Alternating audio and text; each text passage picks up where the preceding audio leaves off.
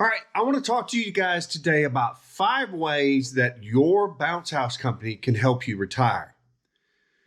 Now, initially, when you get into this kind of thought, the immediate thing is, oh, I'm just going to get in the bounce house business. I'm going to make a bunch of money and I'm going to use that to retire. It is nowhere near as simple as that. And I'll go over the reasons why. First and foremost, let's talk about infrastructure.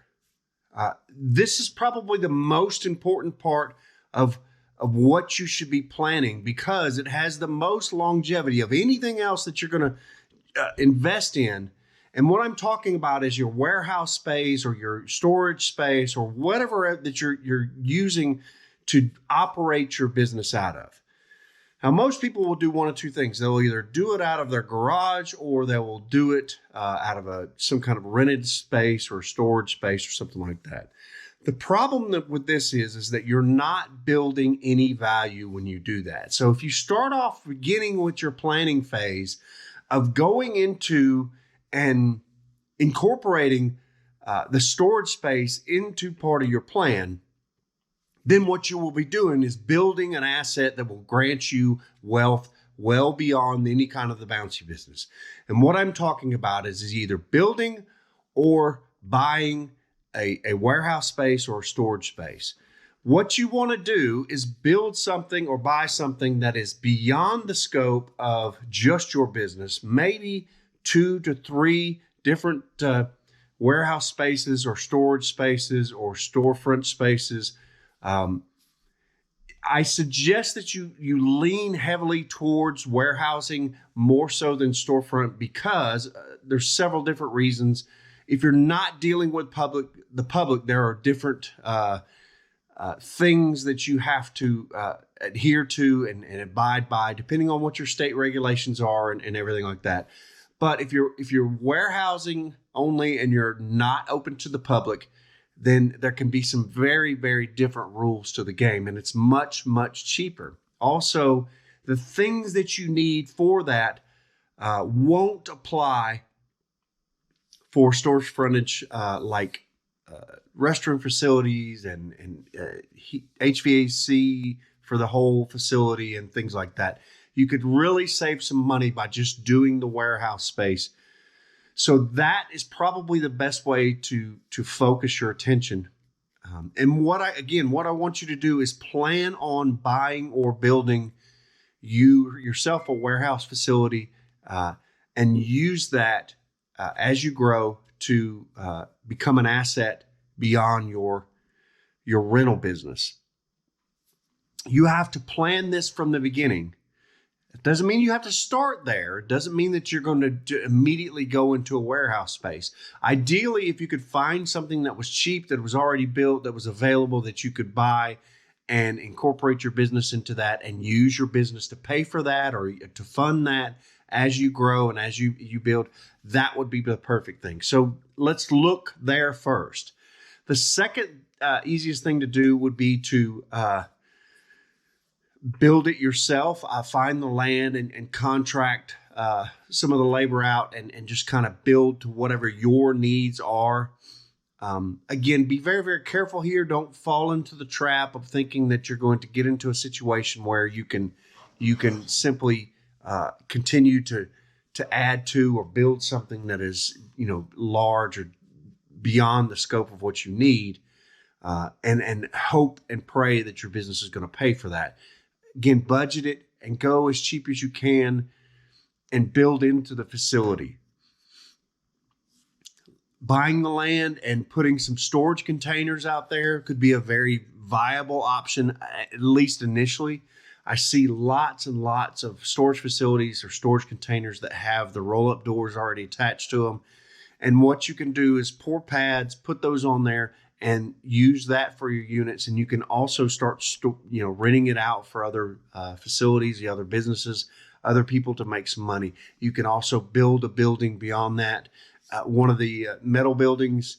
And again, check with your code and all your zoning for the area to make sure that you fall into, whatever you're going to need to do. But those are the kind of things that you want to do and to build into that. And once you have done that, again, your goal is to create an asset that goes beyond your business and that creates wealth well beyond the money that you would be making off of, just renting the units or the bounce houses yourself.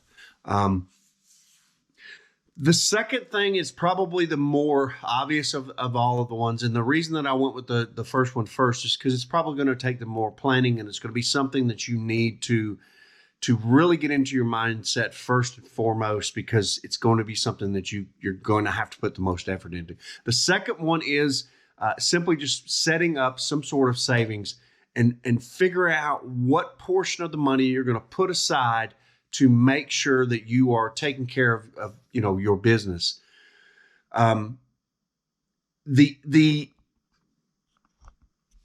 Every single bank out there and financial institution, the bigger ones, all have the ability for you to open individual IRAs and retirement accounts and those kind of things. Get with your financial advisor and check into all of those and find which one is best for you. But right now, you can dump a ton of money into these things, and it will be building wealth year after year and collecting money. And that money will be directly available for you to retire as soon as you reach whatever age requirements are on there. Make sure you do check those age requirements and that you fall into the range so that you're not in a situation where you think that you can get the money early and you can't. And again, don't go with something crazy and fly by night or something that is very, very volatile, like a Bitcoin or something like that, because until that stabilizes, you can lose a lot of money. And all this promise of making money can literally be swept right out from underneath you, and you can be hurting very, very quickly. And I don't want to see that. So go with something that's traditional. You have some time. And again, this is a plan that goes over years. It's a plan that's going to span some time. So adjust for that and plan for that so that you have this ability to go over the span of the years and to build your retirement into there. The savings plan, again, an individual retirement plan or something like that, just simply buying some high-end bonds or CDs or something like that, can you really, really add up and get you in a position where you're going to be good. Again, I want to caution you about early withdrawals on these because there could be some severe penalties. So make sure you study and know exactly what you're doing before you get into it, because I don't want you having a situation where you need that kind of money and then trying to go after it and you can't get it because the fees and the penalties are going to just kind of eat you alive. The third thing that I want to talk about is using your business to alleviate some of your other bills. Okay. And I know that sounds kind of crazy and it sounds kind of off the wall. How is that going to help you retire? But anytime that you can free up money on your other bills, it gives you the ability to save money some other way. If you're doing this part-time, if you're doing this and you have a job and something like that, if your bounce house business can free up some of your spending money, and you could use that to pay off your home or to pay down some bills or to put into a retirement account through your work or any of those things that you need to do, that would be really, really good. And it would give you that ability beyond the scope of what you're normally going to be doing just on a regular job or a day-to-day basis. If your truck is being paid for through the bounce house business, if your phone is being paid for through the bounce house business, if your warehousing or an office space is being paid for and actually sending you some rent money, if these kind of things are doing what they're doing and alleviating some of your bills, then that is just as good as paying you a lot of money. And there's a lot of tax savings that can be done there. Spending the money wisely through your business and alleviating some of those stresses on your finances can really, really help and make it a lot easier for you to really dig in and get hard on that savings plan and dumping a lot of money into your 401k, even to the point where if your job is going to match or add to it, I mean, it goes up exponentially at that point. And in no time at all, just a few years, maybe 10 years, you can really sock away a lot of money that way and put yourself well into the road of being in a place where you've got some retirement saved up and you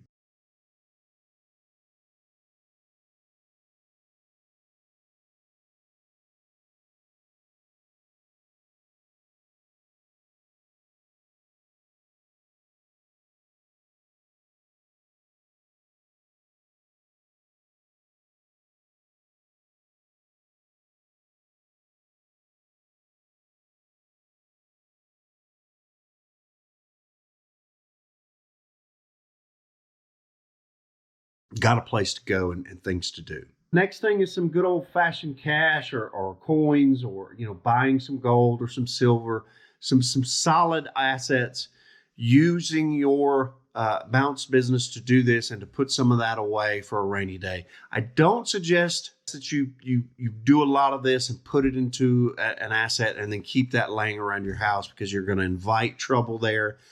But I do suggest that you do diversify any of your investments, especially the investments that are coming from the money that you're generating from your bounce business, and using that to create a portfolio that kind of spans all of the other things. Solid assets like gold, like cash, like those kind of things that can be easily turned and liquidated will come in handy, because what those will do is they're going to help you smooth out the rough times.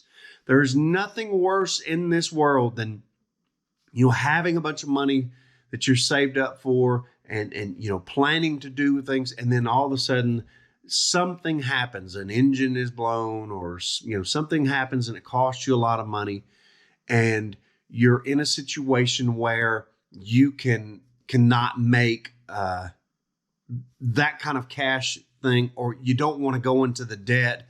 Heaven forbid you go out and borrow money to turn around and try to fix a problem. If you've got that cash on hand, or if you've got that money on your books so that you can take care of the problem, it will smooth out those things. Also, that being said, you can use this as a kind of a fund for other things, like a medical fund, or a copay fund for whatever insurance that you have. You can put up enough to help with your kids' college, and honestly, that's a really good way for you to benefit solidly, and for them to benefit solidly while they're in college. They can continue to work with you if they're close enough, and make the kind of money that they're going to need for spending money while they're at school, and at the same time help you out and do the things that you need to do. So if you plan on this to get into the point to where your kids are going off into college, and you can use this as a college fund, and then once they're into college, you can use them as labor, and they can use the job because of the flexibility of time and effort and everything to kind of help you out and make the money, continue to do the business, and really kind of turn it. So focusing on that side of it is really, really very, very important. And again, you have to budget all this. You have to be in a position where this can happen without you being in a position where it's gonna hurt, or you're not paying any of your bills or anything like that. So make sure that you sit down and figure out the numbers and budget it out correctly.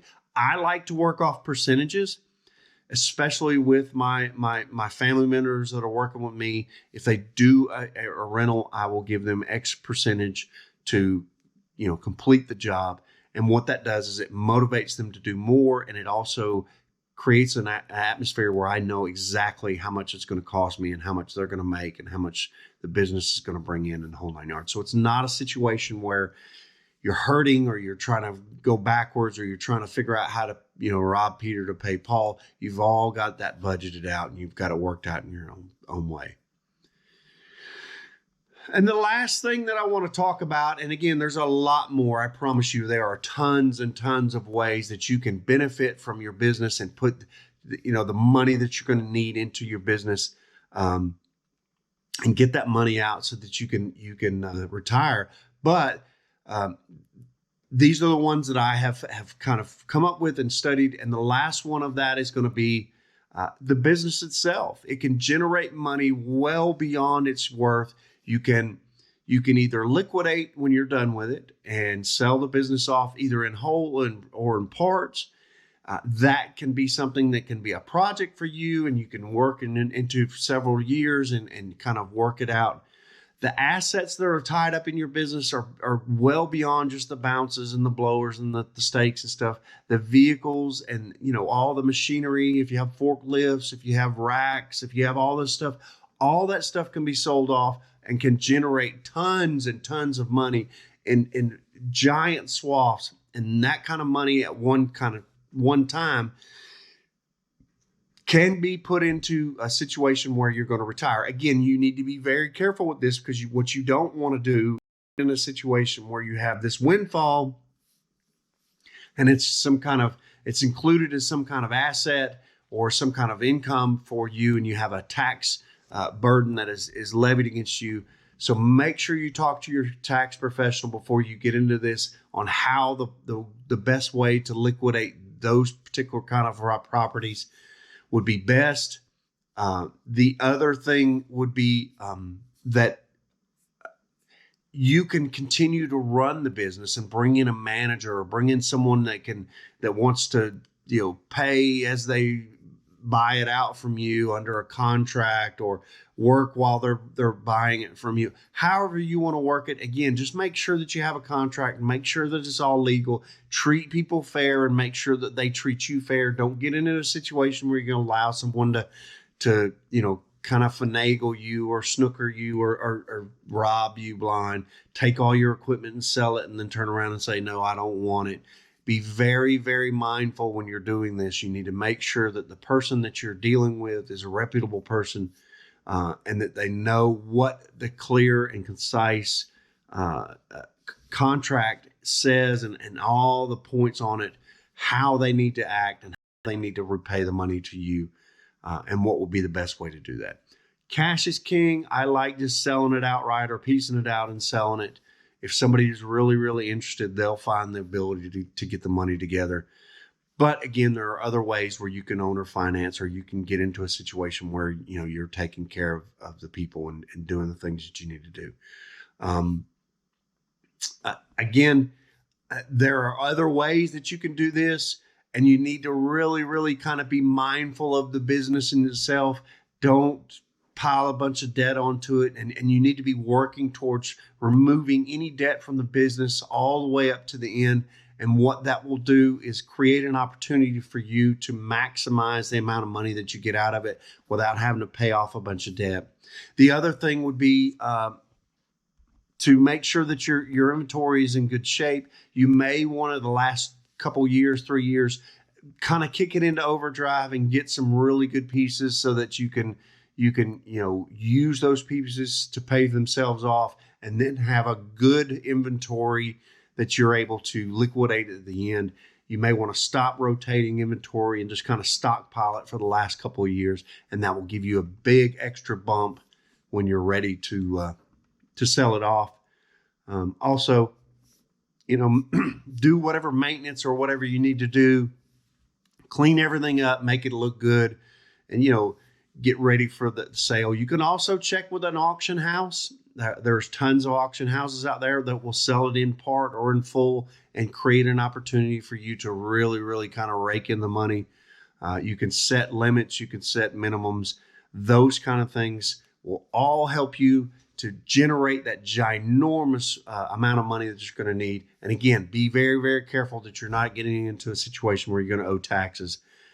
Ideally, if you were to take all that money and sell it all and then pay off the warehouse and then use the warehouse as a means to generate further revenue into your retirement and just take those rental checks as your retirement, minus whatever maintenance fees or whatever there's going to be. That would be a really good thing to do. And I think what you would do is you would avoid a lot of the tax implications because the money is being transferred from the bounces into the actual warehouse, and the warehouse becomes a business of its own.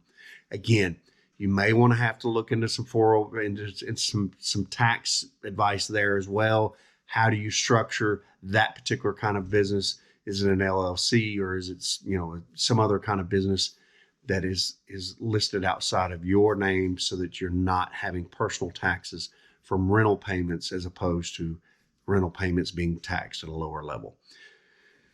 Check with your tax professional. Think about it and plan.